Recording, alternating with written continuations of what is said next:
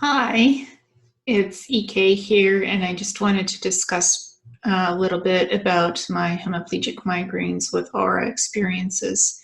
So I had started having hemiplegic migraines when I was in my adolescent years, so teenage years, about 13, 15, and all throughout high school. And it wasn't diagnosed until I was in my late 20s. So I would start having a migraine on the left side of my head. I would start having difficulty speaking, so slurred speech, visual auras, like zigzagging lines in front of my eyes, or blind spots or white spots. And I couldn't make sense of what I was thinking or wanting to say, so I couldn't put my thoughts together properly. And also had paralysis, either on the left side of my body, from my face, my mouth, my arm, my leg, my head as well, and even feeling it on my back. So it kind of had a droopy mouth and wasn't able to speak clearly. It sounded like I was saying gibberish, or if I could say something, it was really slurred. So I missed school off and on, and I didn't know what it was until I was mid-20s, like even 29, like 28. So, and it was suspected hemiplegic migraines. It was diagnosed in my 30s. And for a while it was, I continued working. I finished school successfully, college and high school and elementary. I did miss a lot of school, and in my earlier years, the work was okay. So I worked in research, so it was okay. And, I came to work 9 to 5, worked with customers, did research. So it was good. But after like 10 years of working, it just, I started missing a lot of work. So I had a lot of leaves of absence from work and doctor's notes and stuff. And then in 2017, I went for an MRI scan of my head, and a white matter lesion was discovered, or deep in white matter area of my brain. And it was a mid-sized lesion, and I took a leave of absence, medical leave of absence from work, because I really couldn't tolerate the bright fluorescent lighting where I was working in the environment. It's a wonderful work environment, wonderful colleagues, everybody was supportive, everybody knew I had hemiplegic migraines with aura and paralysis, so I had to disclose that I had a medical condition at work. And just because sometimes it would happen at work, not just at home, these hemiplegic migraine episodes. So everybody at work knew, and they knew how to help me. If I was having one, I needed to go sit down somewhere private and where it was quiet and preferably dark and take some Advil. And so I basically had to stop working and take a medical leave of absence. And I've been on one since 2017 all the way to 2019, because the migraines got worse, and there might be a possibility of a secondary lesion on my brainstem. I had an MRI done in December 2018. I now have to have an MRI done every 6 to 12 months to see how the migraines are impacting me. I also had a brain SPECT done, and thankfully I don't have hypoperfusion when I'm not in a state of migraine. I do have several days where I don't have migraines, but mostly I have migraines, like a lot of migraines per week and per month. So my migraines have become chronic.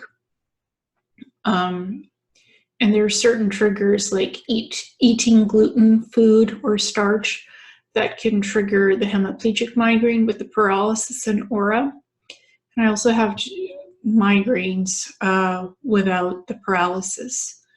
So it's kind of like two sets of different migraines that I have. So I take a lot of Advil for it. I've tried taking Cybelium. I've tried Topamax. That's what it's called. So these are preventatives. These are migraine preventatives. The Cybelium, which has another name of flunarizine, and the Topamax, Topiret. Unfortunately, I had side effects of gastrointestinal stomach pain from the Cybelium, so I was only able to take it for like a month, and it didn't stop the migraines. The Topamax I also took for a month, and had gastrointestinal stomach pain and migraines actually. So I took that for a month and it didn't work.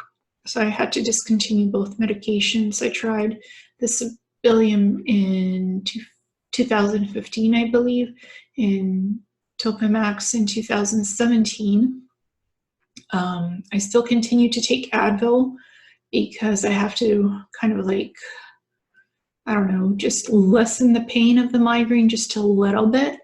It doesn't completely stop the pain, but it is a painkiller. It's a NSAID, so it stops the pain. I can't take triptans. That's a form of different migraine prevention. So I can't take triptans because it's a vasoconstrictor, so it actually constricts the blood vessels.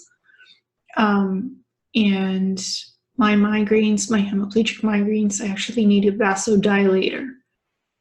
But I haven't been able to find a medication that works yet. And I also have what's called suspected Hashimoto's encephalopathy, where basically the thyroperoxidase levels, TPOs, are raised, and it sort of might be linked with Hashimoto's thyroiditis. And those TPOs were like 3,894 in 2018, and now they're 277 because I went on first IVIG, intravenous immunoglobulin therapy, and then on subcutaneous immunoglobulin therapy because I did have some reactions to the IVIG, the large doses of it that I took for 3 days. So I had myoclonic jerks, and my joints all over my body hurt, and I vomited, and I had continual migraines. So that's why I was put on the subcutaneous immunoglobulin therapy, SCIG. So it's a at-home program where I infuse myself every week with 30 ml of basically plasma that's separated out from human blood. So and I pick up the SCIG from blood services in a hospital, and I'm doing the SCIG for a year, and I'm hoping that I can get it renewed because my TPO levels do drop. There's Japanese medical diagnostic criteria that I have been following, and I did talk to my neurologist, and that's why the diagnosis of suspected Hashimoto's encephalopathy was assigned, because there's no definitive testing in North America where I live to get it done, and I can't go to Japan to do the NLAs, alpha NLAs, NAE antibodies test for Hashimoto's encephalopathy. So I have to just take the medication, the SCIG, the plasma every week. I'm going to be rotating on a new schedule. Week 1 is going to be 30 ml, and week 2 is going to be 30 and then 60 ml, and then rotating the weeks because I have some site injection swelling from the needles, because you have to infuse it with needles and a pump, an automatic pump. So it's not that hard to do. It's not that hard at all. I I had to take some lessons at an outpatient clinic with a nurse, very lovely lady. So I did that, and I made a commitment to it, and I've stayed with it for a year, and I'm going to ask my neurologist to renew it for another year because it does help me. It improves my vision. It helps with, I had some memory lapses and some memory loss issues that could be due to the migraines and the Hashimoto's encephalopathy. I suspect both. So, and also I have what is called multiple chemical sensitivities. So I have very severe chemical allergic reactions to food, to anything with gluten, starch, to perfumes, various chemicals, paints, glues, stuff like that. Even detergents, hair products, mascara. My eyes swell up, become swollen, and very itchy. And it looks like I have like these scaly spots on my eyes. So because of the itch. So basically I have to avoid anything that's gluten, starchy, wheat products, bread, also chocolate. I don't drink any alcohol because that makes the migraines worse. So the SCIG and the IVIG did really help with my vision, to improve my vision, so I don't have so many blind spots or, zigzag lines from the auras. And it helped also to sort of inoculate me from the multiple chemical sensitivities. So even if I'm triggered by anything, it's less of a reaction, and I don't cough anymore, and I'm less fatigued since doing the IVIG and SCIG. So I've had a lot of improvement. I would say like 80% improvement by now, because I started the IVIG and the SCIG in 2018, and now it's 2019. So it's almost been a year, and my blood work has improved. The TPOs have dropped dramatically. So following the diagnostic criteria, the Japanese criteria, really has helped me. And I did my own research on that, and I brought the facts to my neurologist, and he was thankfully very open-minded and listened to me and did help me and continues to help me. So he monitors me both for the hemiplegic migraines and Hashimoto's encephalopathy, and now I'm being tested for doing full genetic testing for what is called CADASIL, and it's like leukoencephalopathy with subcortical ischemia and strokes. So it's basically a disease of the small blood vessels in the brain, and sometimes your small blood vessels are blocked by the Notch 3 protein. So there's no drugs that can unblock the protein from the small blood vessels. So nobody can fix these blockages. There's no cure yet for CADASIL. I always have a hard time saying leukoencephalopathy, whatever. So I say CADASIL for short because that's what it's called. So I'm getting the full Notch 3 CADASIL genetic testing sent out to Ontario in one of their science labs.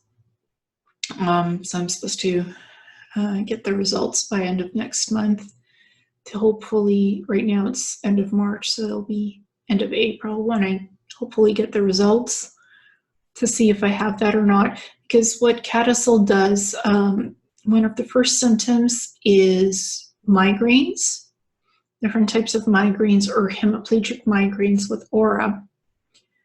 That's the first symptom or sign of it, and can start in your 20s or 30s. And then in your mid-30s, you start to have the white matter lesions or non-specific lesions in your brain. And in your 40s or your 50s, you have the stroke and the dementia. So those are some of the symptoms from CADASIL. as well as you can have mood disturbances or psychiatric signs and symptoms, anxiety, depression. I had a brain spect done last year of my head, and it showed increased cerebral perfusion, which basically, from what I read from the report, it showed that I am prone to anxiety and depression. So that's on the official report what it is. And as well, it could be symptoms of Hashimoto's encephalopathy, because you can have hyperperfusion from it, decreased cerebral perfusion, or increased cerebral perfusion. So that's what I found out from the diagnostic criteria. And I've tried various antidepressants, like I was on Ativan. That's not exactly an antidepressant, it's more for anti-anxiety. So I tried the Ativan, and again I had I basically was hyperactive from it, so I had to discontinue it. Then I was on Cipralex melts and clonazepam. One of them is a sort of like an antidepressant, and the other is for stopping seizures or myoclonic jerks. Because my myoclonic jerks, or what's called myoclonus, where either left side or right side of my body, any parts of my body will jerk, and even my neck, arms, legs. Again, eating gluten or starchy foods will trigger the myoclonus or the hemiplegic migraines. Bright light, I have light sensitivity, or what's called photophobia. So I'm triggered by bright lights, fluorescent lights, LEDs. So the lighting situation, like I've had to adapt to all of these different medical conditions that I have. I've had to change my lifestyle. I'm on a strict food diet of my own choice. So I eat all organic foods, free from GMO, and free from a lot of salt and sugar. So basically I eat all organic food and all healthy. I don't drink alcohol at all. I don't eat chocolate. So I don't even drink a lot of the fruity juices or anything that's acidic. So I eat a lot of salads, probiotic yogurt, meat patties, like turkey patties, free-range turkey, apples, and that's basically my food diet choices. I can eat some cashews, some cashew nuts. I'm allergic to almonds. I can eat eggs, so I have a bit of that sometimes, like an omelet with tomatoes sometimes as a treat. And I can drink tea with cane sugar, but not processed white sugar. That does make me tired. But for I don't know why, the cane sugar is okay. It actually makes me feel better when I drink it with the tea. So the way I've adapted to dealing with my hemiplegic migraines is changing my living environment. I live in a house that has radiant heat, so there's no basement, there's no crawl space. So my home has to be almost like a clean room. So there's no mold, there's no kind of exposures in my house, and it has to be all scent-free. So the detergents that I use have to be scent-free, can't have any perfume or smell to it. The deodorant that I use cannot have any smell to it at all, otherwise it triggers my hemiplegic migraines with aura. My hair products have to be scent-free. Actually, some stuff that I use for hair products doesn't trigger me. It's very rare. My shampoo has a light lemony scent to it. So, and my hand cream is aloe vera, has some aloe vera in it. I don't seem to be triggered by lemon and aloe vera. And I can use mint toothpaste. So mild mild scented products that are organic might not trigger me. Most essential oils do. It could trigger a migraine or a myoclonus episode where body parts are jerking for several minutes. And the hemiplegic migraines can last anywhere from like 30 minutes to several hours or to several days even. And then I feel very weak and tired afterward and not very alert. Like I could have slurred speech, hard time walking, seeing, and of course paralysis, sometimes hard time swallowing or making sense of anything when I'm trying to say something in a bad migraine. So I have to be careful about not eating anything GMO, nothing gluten, and other stuff that that's processed food. Basically, I have to avoid all of that. So I have to eat everything organic and take care of myself. As well, in my house, I have incandescent and halogen lighting. So I don't have any fluorescent lighting at all in my house. And I have a hard time with most LED lights. So I don't have LEDs in my house. I did have LEDs called Sunbeam. I had their mercury-free LED light bulbs. Actually, it could work with those, but they've been discontinued. So I haven't been able to find any comparables in LED light bulbs for my ceiling lamps or table lamps. I still have 4 of those Sunbeam LEDs, the 9 watts, which is like 2,700 Kelvin. So I'm quite lucky I still have 4 of those. So I can like function if I turn on the light for like, a few minutes or maybe an hour or so. And I have to turn it off. And I do have dimmer switches all over the house so I can dim my lighting. I've had to invest in blackout curtains because I do have window shades that are window blinds. So sometimes the reflection from the sun and those window blinds give me blind spots and zigzag lines. So I have to use the blackout curtains when it's too sunny outside when I'm indoors. So I've had to invest a lot of time and money to do some research into proper lighting for me, which is incandescent and halogen. And in Canada, in British Columbia, where I am, the incandescents have been banned. So you can still buy the incandescent light bulbs that manufacturers sell in stores, but they don't make any more incandescent lighting. So while limited supplies last, I've bought some, and I've bought some halogen light bulbs as well, because I have a lot of pot lights in my house. So I've invested in a lot of different lighting sources and stuff, different types of bulbs, and they're all coated in film.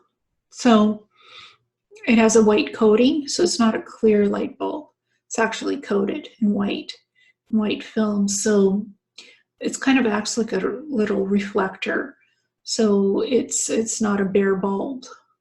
They're more expensive than incandescents and the halogens. So while supplies last, I got some for my house. They might not be as energy savings as LEDs, but I really have no choice, unfortunately, because fluorescent lights and LEDs trigger migraines for me. So I don't have any choice. I might not be energy saving, but I am saving my life by not triggering so many migraines or headaches or hemiplegic migraines in the process, at least inside my house. If I go anywhere outside my house, under fluorescent or LED lights, I can't be in the stores or any types of offices or anything for more than like 2 minutes or 15 at the most. Otherwise, I get a hemiplegic migraine with aura. So I can barely go outside anymore, like go to places, public places. I can barely go out. Like I can go for walks, and I exercise like 20, 30 minutes a day. I go for walks outside. And thankfully, because of the SCIG, my allergies are under some control, my chemicals, multiple chemical sensitivities. So even though I might get triggered, at least I won't be choking or coughing. I'll still have a migraine or a hemiplegic migraine, and I'll have to go home, but I could at least try to, like, I barely ever go out in public, just for little walks near the house. If I do go to a store, I'm usually driven by somebody because I can't drive anymore. When I put glasses on, I have strong prescription for stigmatism. And that, unfortunately, because of the strong prescription, it does cause myoclonic jerks in my neck. So I can't wear glasses for driving anymore. And I can't drive because when I concentrate too much, it does cause the hemiplegic migraines. My computer use and my reading use is limited to like 2 hours per day, or sometimes even less if I'm not feeling well, because like I can have anywhere from 3 to 4 days of migraines per week. And if I'm triggered by something, it's more than that. So I end up lying in bed and not being able to get out of bed. I have some good days. I do have some good days, and I have a lot of not so good days because of the migraines and the triggers. But I am coping, and I did do cognitive behavioral therapy and talk therapy for the generalized anxiety and depression. So I did see a psychologist for a year. That really helped me with coping strategies and to try to have self-confidence in myself that I can adapt and cope with the hemiplegic migraines. No matter what situation I'm in, I still have the ability to say yes or no to things, to make choices for myself, and to have some sensibility of independence, even though I'm driven everywhere, and depend on that because I can't even take public transportation, not taxis or buses, because of the multiple chemical sensitivities. If there's even a little bit of a perfume or detergent, it will trigger the hemiplegic migraine. The cough is under control, but not the hemiplegic migraines. And I've tried several of the preventative medications for it and it didn't work. So basically, I just have to be careful in my life. I still have a very positive outlook on life because I am here as a person. I know what I have now. It's been diagnosed, and I've found some coping strategies that help me. I'm almost homebound, so I don't even travel outside the country. I can't board an airplane. Can't go for long distances anywhere. But I'm here, I'm alive, and I'm living. I'm still here. So I found ways to cope with it and adjusting my food, my lighting, my lifestyle, living in a healthier environment. I will likely be on permanent disability because I can't go back to work. Unfortunately, I can barely go out in public places. So, because I get the migraines, hemiplegic migraines and migraines with aura. So I have to be really careful if I go out. I don't even do regular shopping.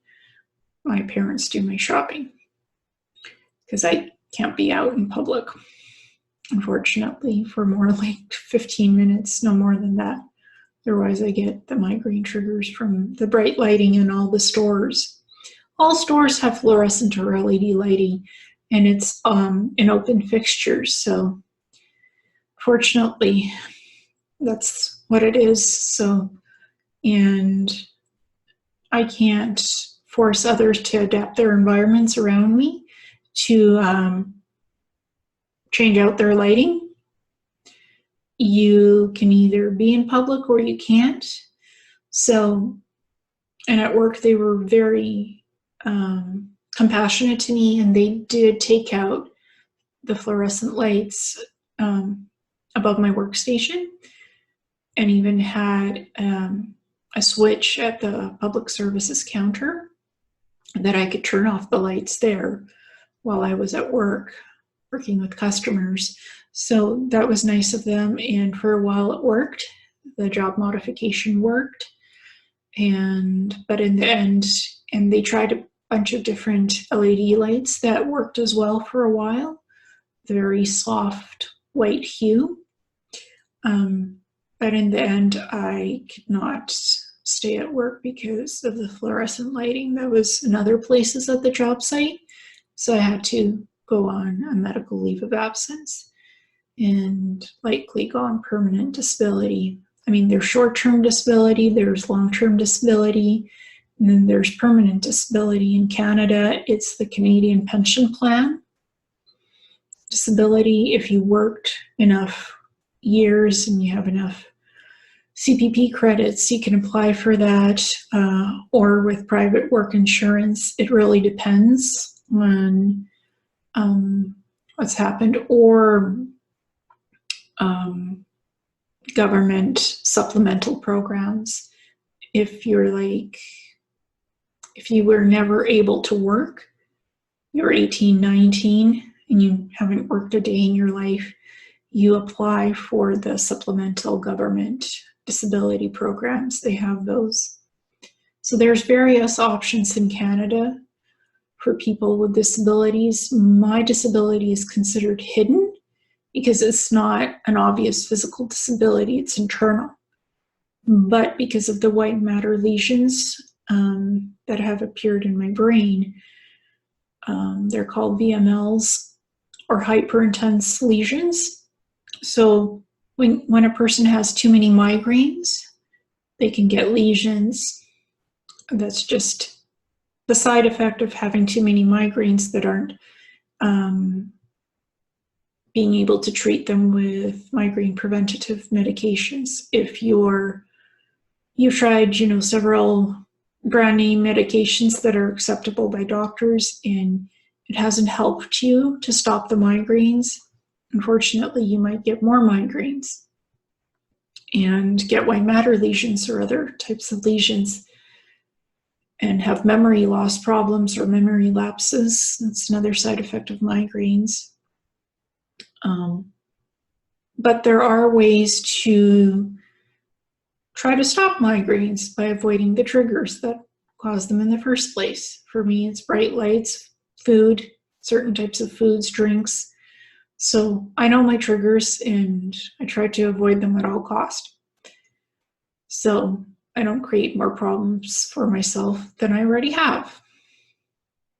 So I've had a lot of education on what hemiplegic migraines are with aura and what migraines are, what I can do and what I should not do in my life, and the way I lead my lifestyle. So I try to be very healthy and try to avoid all the triggers. Might sound strange, but it can work, and it does work. So I live like a monk, but a cleaner lifestyle is helpful to at least try to decrease the migraines and keep them down to a certain degree. So that's what I do for myself. Everybody's different. Everybody can have different triggers or reactions. Sometimes you might not know what your triggers and reactions are, or even what type of migraines you may have, because there's so many different migraine disorders and headache disorders. So if you are experiencing migraines or headaches, please do visit a neurologist or a family doctor to see if you can get diagnosed and find some type of a preventative treatment that can help you. And CADASIL sometimes could be involved in migraines, especially in migraines with aura and hemiplegic migraines.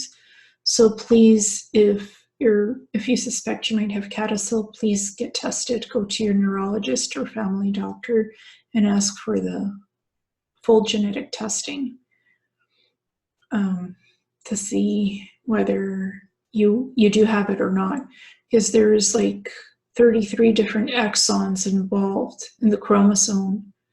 And it's the notched 3 gene on chromosome 19. And there's 2 to 24 exons that are currently tested for the full notched 3 genetic testing.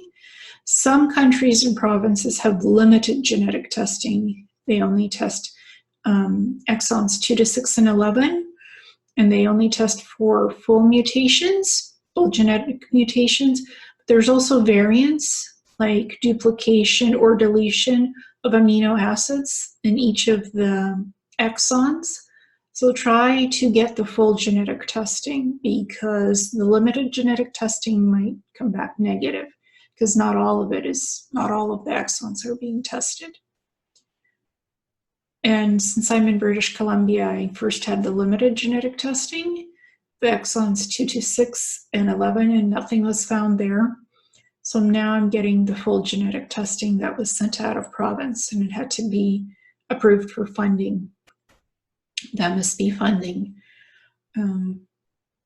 So the neurologist had to make a decision, and I had to make a decision on which lab to do it at, and I chose the London Health Sciences Centre, the molecular diagnostic lab at the London Health Sciences Centre in Ontario. Is the best, in my opinion, it's the best lab, molecular genetics lab in Canada. So I had out-of-province testing. The funding was approved, thankfully, and I'll find out the results soon enough. And sometimes you may have migraines without a known cause. It could be genetic. There are several types of genetics involved in hemiplegic migraines. There's the familial hemiplegic migraines and the sporadic hemiplegic migraines. Mine are sporadic because on either side of my mom's or dad's family, no one had familial hemiplegic migraines. There is a history of hemiplegic migraines, but the sporadic type. So there's different genetic testing that patients can have done. And for me, I need to know if I have CADASIL or not, because I also have the white matter lesions, not just the migraines, and some of the psychiatric symptoms like mood disturbances. So for me, it's important to know whether I have CADASIL or not. So that's my story, and there is successful ways to live with migraines. There are many different types of treatments and options to be tried. Food, diet adjustments, lighting adjustment, work modification. So it's very important to understand what type of migraine or headache you have, to get it diagnosed, to get it treated, and to lessen the migraines or headaches. And for me, it's been a long journey. It's been like 7 years now, and I'm still on my journey, but I've learned to cope and adapt and have a more positive outlook on how to deal with everything in life. So to be more happy and to try to be healthy in whatever life I have, whether it's disability or not, whether I find some work or work from home eventually. That's possibilities sometime down the road. I really don't know. Right now, I'll probably end up filing for permanent disability. But, I'm not going to let it get me down or become depressed. I've gotten help to try and be more positive and to cope with it and adjust. So I'm here. I've survived and I'll continue to survive. And I hope others keep the hope, and hopefully there'll be a cure for CADASIL sometime, because currently it's not curable. There's no specific drugs to cure CADASIL. And it has many different symptoms. which have many different drugs that could treat the symptoms of it, but no one specific drug to cure it. So I hope one day soon we will have a cure for CADASIL. Thank you very much.